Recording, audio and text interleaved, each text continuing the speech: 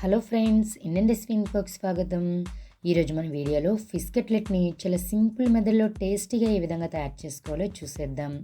ముందుగా మనం స్టవ్ మీద ఒక గిన్నె పెట్టుకొని అందులో ఒక పావు గ్లాస్ వరకు వాటర్ని యాడ్ చేసుకోవాలి. వాటర్ గోరువెచ్చగా అయిన తర్వాత ఇందులో మనం చేప ముక్కల్ని యాడ్ చేసుకోవాలి.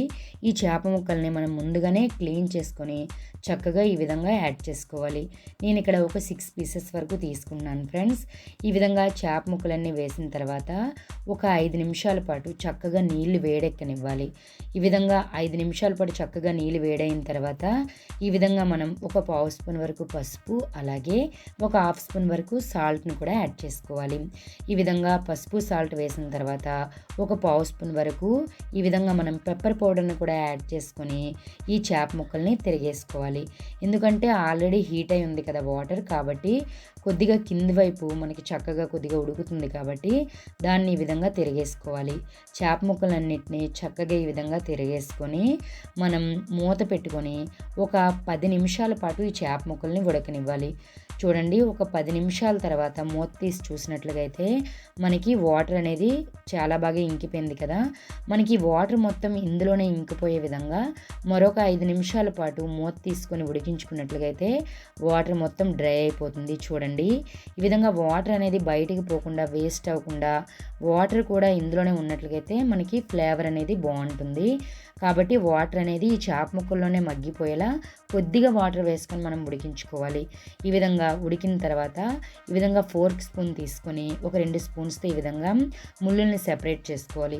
మనం ఎప్పుడైనా ఫిష్ కట్లెట్ తయారు చేసుకునేటప్పుడు ముళ్ళు తక్కువగా ఉన్న చేపలను తీసుకున్నట్లుగైతే మనకి పని అనేది తొందరగా అవుతుంది. ఈ విధంగా నేను ముళ్ళన్నీ తీసి చక్కగా ఈ విధంగా ఒక పక్కకు పెట్టుకున్నాను. నేను ఈ ముళ్ళన్నీ తీయడానికి నాకు 20 నిమిషాలు పట్టింది ఫ్రెండ్స్. చక్కగా మనం చిన్నపిల్లలు కూడా తింటారు కాబట్టి చూసుకొని తీసుకోవాలి. చిన్న చిన్న ముళ్ళు కూడా ఉంటాయి కొన్నిట్లో. ఈ విధంగా మనం చక్కగా ప్రిపేర్ చేసిన దాన్ని ఒక బౌల్లోకి తీసుకొని ఇందులో మనం ఒక 2 బంగాళదుంపలు చక్కగా ఉడకబెట్టి ఈ విధంగా చక్కగా స్మాష్ చేసుకోవాలి. స్మాష్ చేసుకొని ఇందులో వేసుకొని ఒకసారి స్పూన్తో ఈ విధంగా చక్కగా మిక్స్ చేసుకోవాలి. చూడండి, ఈ విధంగా మిక్స్ చేసుకున్నాక ఇందులోనే మనం ఒక 5 వెల్లుల్లి రెమ్మల్ని సన్నగా తరిగి వేసుకోవాలి. అలాగే ఒక చిన్న అల్లం ముక్కను కూడా ఈ విధంగా సన్నగా కట్ చేసుకొని వేసుకొని ఒక 2 పచ్చిమిరపకాయలని, అలాగే ఒక 2 రెమ్మల కరివేపాకును కూడా ఈ విధంగా సన్నగా కట్ చేసి వేసుకోవాలి. అలాగే ఒక చిన్న కప్పు వరకు కొత్తిమీర, అలాగే ఒక కప్పు వరకు ఈ విధంగా ఉల్లిపాయలను కూడా సన్నగా కట్ చేసి వేసుకోవాలి. అలాగే ఒక హాఫ్ స్పూన్ వరకు సాల్ట్, అలాగే ఇందులోనే మనం ఒక పావు స్పూన్ వరకు పసుపును కూడా యాడ్ చేసుకోవాలి.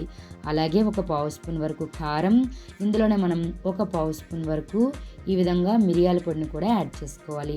అలాగే ఒక హాఫ్ స్పూన్ వరకు ధనియాల పొడిని కూడా యాడ్ చేసుకోవాలి. ఇందులోనే మనం ఒక పావు స్పూన్ వరకు జీలకర్ర పొడి, అలాగే ఒక పావు స్పూన్ వరకు ఈ విధంగా మనం ఆఖరణ గరం మసాలాను కూడా యాడ్ చేసుకోవాలి. గరం మసాలా వేసిన తర్వాత ఒక స్పూన్ వరకు ఈ విధంగా నిమ్మరసాన్ని కూడా యాడ్ చేసుకోవాలి. నిమ్మరసం వేయడం వల్ల టేస్ట్ బాగుంటుంది. అలాగే కొద్దిగా ఆయిల్ కూడా పైనుంచి వేసుకొని చక్కగా ఒక స్పూన్తో కానీ చేత్తో కానీ ఇదంతా చక్కగా మసాలాలన్నీ మిక్స్ అయ్యేలా కలుపుకోవాలి.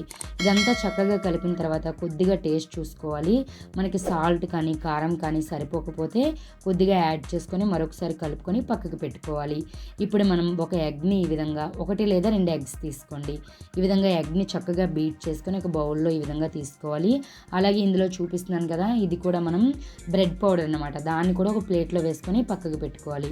ఈలోగా మనం స్టవ్ మీద ప్యాన్ పెట్టుకుని అందులో కొద్దిగా ఆయిల్ యాడ్ చేసుకోవాలి.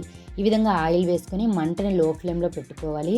ఈ విధంగా మనం తయారు చేసిన ఈ కట్లెట్ని చక్కగా ఈ విధంగా మనం రౌండ్ షేప్లో ఉండల్లా చుట్టుకొని చక్కగా బాల్స్లో తయారు చేయాలి. ఫస్ట్ ఈ విధంగా బాల్లా తయారు చేసిన తర్వాత దీన్ని చేతి మీద ఎటువంటి పగుళ్ళు లేకుండా అన్ని వైపులు ఈ విధంగా సమాంతరంగా ఈ విధంగా అద్దుకోవాలి. దీన్ని మనం ముందుగా బీట్ చేసిన ఎగ్లో ముంచుకోవాలి. ఈ విధంగా ఎగ్లో నుంచి తీసి ఇప్పుడు దీన్ని మనం బ్రెడ్ పౌడర్లో అద్దుకోవాలి. చూడండి, ఈ విధంగా మనం 2 వైపులా ఈ విధంగా బ్రెడ్ పౌడర్ని అద్ది ఈ విధంగా రౌండ్గా తిప్పి కూడా మొత్తం బ్రెడ్ పౌడర్ని అద్దుకొని చక్కగా దీన్ని మనం ఒక ప్లేట్లోనికి వేసుకోవాలి. ఇదే విధంగా మనం అన్నిటినీ తయారు చేసుకొని పక్కకు పెట్టుకోవాలి. చూడండి ఇంకొకటి కూడా చక్కగా చూపిస్తాను. ఈ విధంగా ముందుగా మనం ఈ విధంగా రౌండ్ ముద్దలా తయారు చేసుకొని ఈ విధంగా మీరు చక్కగా అద్దుకోవాలి. మీకు పగుళ్ళు వస్తున్నాయి అన్నట్లుగా అయితే కొద్దిగా చేతికి ఆయిల్నైనా రుద్దుకొని చక్కగా ఈ విధంగా ఎటువంటి పగుళ్ళు లేకుండా మనం ఈ విధంగా కట్లెట్లా ప్రిపేర్ చేసుకొని ఈ విధంగా మనం ఎగ్ బీట్లో ముంచి ఆ తర్వాత బ్రెడ్ పౌడర్ని ఈ విధంగా చక్కగా 4 వైపులా మనం ఈ బ్రెడ్ పౌడర్ని అద్దుకొని ఒక పక్కకి పెట్టుకోవాలి. ఇదే విధంగా మనం అన్ని కట్లెట్స్ని ఈ విధంగా ప్రిపేర్ చేయాలి. చూడండి ఈ విధంగా మనం ఒక పక్కకు పెట్టుకున్నట్లుగా అయితే ఆ నూనె వేడెక్కేలోపు ఇవి కొద్దిగా ఆరుతాయి కూడా. ఇప్పుడు మనకి నూనె అనేది వేడెక్కింది కదా, ఇప్పుడు మనం ఒక్కొక్కటిగా చక్కగా ఈ విధంగా స్లోగా వేసుకోవాలి. చూడండి ఇక్కడ నేను ఈ ముందుగా ప్రిపేర్ చేసిన ఈ కట్లెట్స్ని ఇందులో వేస్తున్నాను. చక్కగా ఈ విధంగా మనకి ఎన్నైతే సరిపోతాయి అనుకుంటామో అన్నీ వేసుకొని మంటని అదే విధంగా చిన్న మంటలోనే ఒక 10 నిమిషాల పాటు చక్కగా వేగనివ్వాలి. నాకైతే ఒక 7-8 నిమిషాలు పట్టింది ఫ్రెండ్స్. ఈ విధంగా చిన్న మంటలో వేయించుకున్నట్లయితే మనకి క్రంచీగా వస్తాయి, అలాగే చక్కగా లోపల ఉడుకుతుంది. కాబట్టి వీలైనంత వరకు చిన్న మంటలో పెట్టుకోండి. టైం లేదు అనుకుంటే మీడియం ఫ్లేమ్లో పెట్టుకొని వేయించుకోండి. ఈ విధంగానే మనం అన్నీ ఒకవైపు వేగిన తర్వాత రెండో వైపు కూడా చక్కగా ఈ విధంగా తిరగేసుకుంటూ వేయించుకోవాలి. 2 వైపులా కూడా వేయించడానికి 8 నిమిషాల వరకు టైం పట్టింది. కాబట్టి ఒక 8 నుంచి 10 నిమిషాల పాటు చక్కగా వేయించుకున్నట్లయితే మంచి కలరు అలాగే టేస్ట్ కూడా బాగుంటుంది, క్రిస్పీగా వస్తాయి. చూడండి ఈ విధంగా 2 వైపులా చక్కగా వేగిన తర్వాత వీటిని తీసుకొని ఒక సర్వింగ్ ప్లేట్లోనికి వేసుకోవాలి. ఈ విధంగానే అన్నిటిని సర్వింగ్ ప్లేట్లోనికి వేసుకొని సర్వ్ చేసుకొని టేస్ట్ చేసుకున్నట్లయితే చాలా అంటే చాలా టేస్టీగా ఉంటాయి ఫ్రెండ్స్. మీరు కూడా తప్పకుండా ట్రై చేయండి. ఎలా వచ్చిందో మాకు కామెంట్ రూపంలో తెలియచేయండి. మరిన్ని ఇటువంటి లేటెస్ట్ వీడియోస్ కోసం మా ఛానల్ని సబ్స్క్రైబ్ చేయడం మాత్రం మర్చిపోకండి. Thank you for watching our video.